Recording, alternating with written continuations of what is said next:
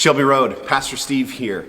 On March 13th, 2020, our leadership made the difficult decision to close our building and cease in-person services for the foreseeable future.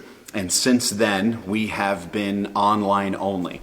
We did this in a spirit of submission and cooperation. Submission to our governmental authorities who are asking us to participate in this, and our cooperation with our community, the communities around us, and really the community of the whole world as we made the attempt to flatten the curve. As we have seen how all of this has played out over the last couple of months, we believe now is the time to begin taking steps back to life as we once knew it. And we know that you have been wondering along with us when that's going to happen. Now, although normal may still be a little ways off, we believe that as we begin taking steps back toward normal, we need to do this in phases. And so our plan is in 4 phases. And we don't know how long it's going to take exactly to get through all of the phases. However, we do know when phase 1 will begin. And so on June 7th, 2020, we will initiate phase 1, which means that day we will begin in-person services here at Shelby Road Baptist Church once again. It's not going to be exactly like it was before, however. Let me tell you how it's going to be different.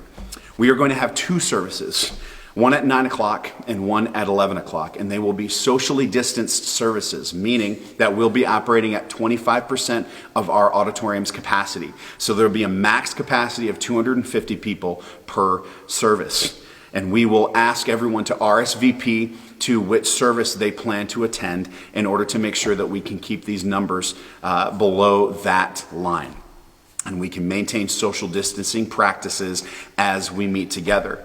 You'll also see if you come to the services that we will have removed every other row in the auditorium. And that creates a 6-foot barrier between you and the row ahead of you and the row behind you. Also, there will be no hand contact as far as handing out bulletins or opening up doors. All doors will be propped open, and we won't be passing an offering plate. We'll have offering boxes in the back of the room. Also, masks will be optional. If you choose to wear one, nobody's going to judge you for that. If you choose not to wear one, that's fine too. In between our 2 services, we will be cleaning, sanitizing all high contact surfaces and our restrooms to ensure that we have clean restrooms and a clean building for everybody who comes to church here. In addition, we will have some restrictions as far as where in the building people can go. And so the only area of the building that will be open for free access will be the auditorium level and our stairway entrances and our corresponding restrooms. All the other levels will be closed off because we are focusing in this phase on in-person services only. So there will be no nursery, there will be no children's church, there will be no adult Bible fellowship hour or anything like that. We just want to get back to being able to host an in-person service, and that is phase 1. Now, we don't know how long we are going to be in phase 1. It could be a little while, or all of this could go faster than we may think. But we ask for patience and understanding as we are taking our time and making sure that we are doing this in the wisest and safest way possible. And so at the right time, the leadership will decide that it's time to move on to phase 2. And phase 2, very simply, is everything from phase 1 still in place, but with communion. Communion is such an interactive activity that we want to give really careful thought as far as how to do it in a safe way. We don't have that plan quite yet, but when we do, and when we decide it's time, we will begin phase 2, which is everything we said in phase 1, 2 services, nothing else, with communion. At the right time, we will move into phase 3, and phase 3 is a much more significant step.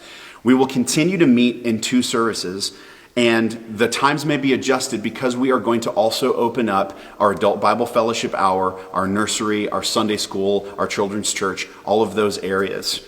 However, we will still be holding 2 socially distanced services, and we will maintain as much social distancing as we can within our building. And so some of our adult Bible fellowship communities may be meeting in different places in the building than they're used to meeting, so that we can maintain as much of this distancing as we possibly can and keep people as safe as we can as they come to church.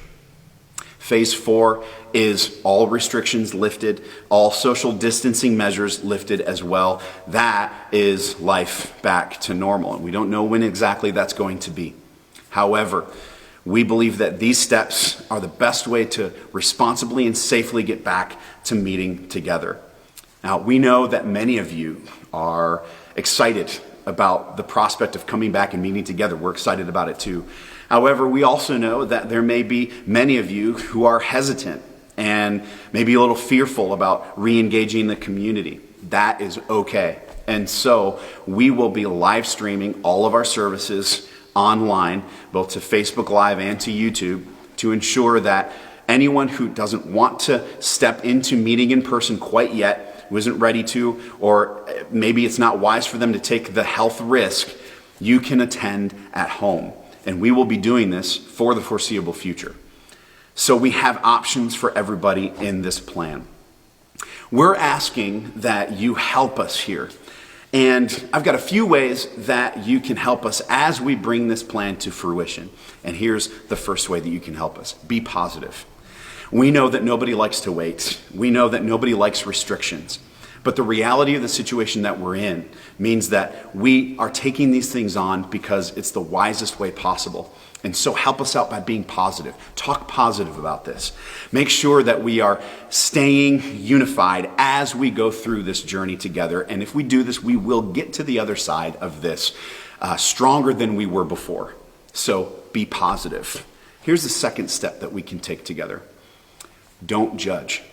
Now, some of you will choose to wear a mask. Some of you will not. Some of you will choose to come to church, and some of you will choose to stay home.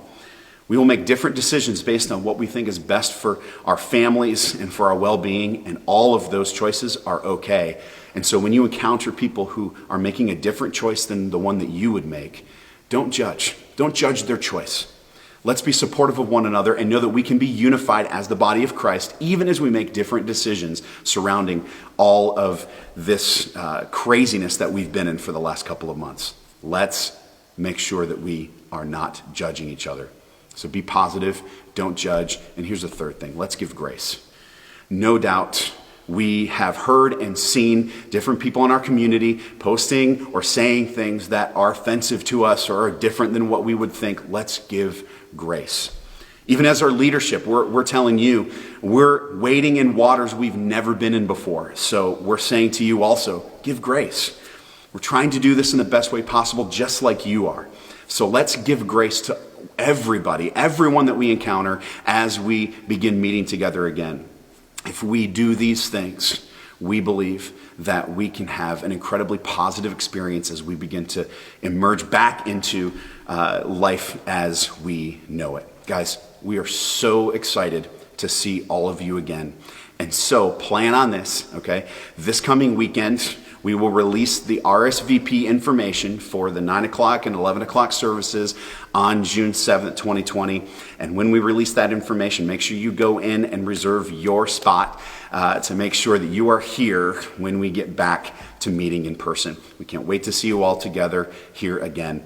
We love you guys. We miss you guys. We'll see you soon.